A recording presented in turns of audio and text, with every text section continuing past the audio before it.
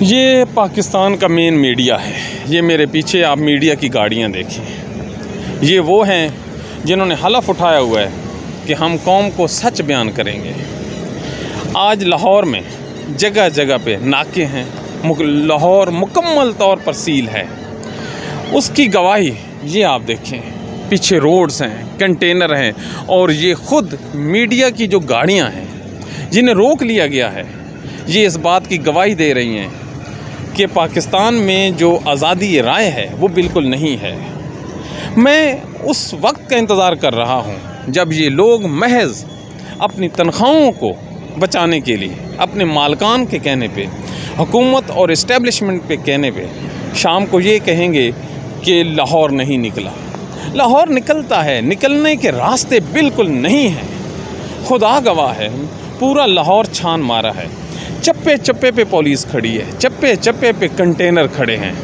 کوئی ایسا راستہ، کوئی ایسا جو گلی کوچہ ہے وہ نہیں ہے جو بتا سکے کہ بتی چوک کی طرف جانا ہے، اسلام آباد کی طرف مارچ کرنا ہے۔ یہ المیہ ہے، پاکستان میں انسانی حقوق کی وائلیشن ہے۔ کوئی ہے جو پاکستان میں آ کے لوگوں کو بتائے کہ آپ کے جو رائٹس ہیں ان پہ ڈاکہ ڈال دیا گیا ہے۔ یہ کیسی حکومت ہے؟ یہ پاکستان کا کیسا میڈیا ہے؟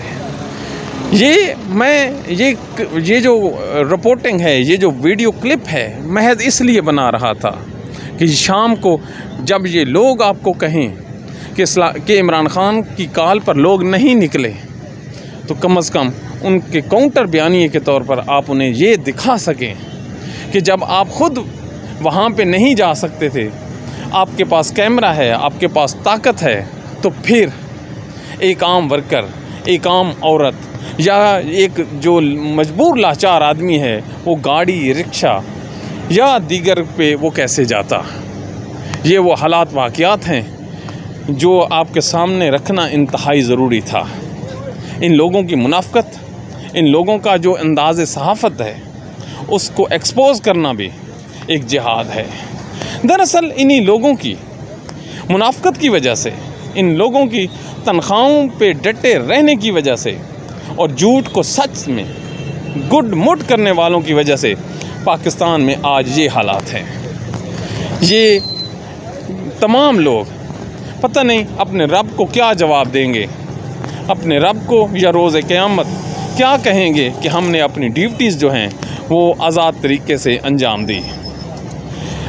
ہم نے اپنے طور پہ پہنچنے کی پوری کوشش کی، لیکن 6 کلومیٹر ہم ابھی بھی دور کھڑے ہیں بتی چوک سے۔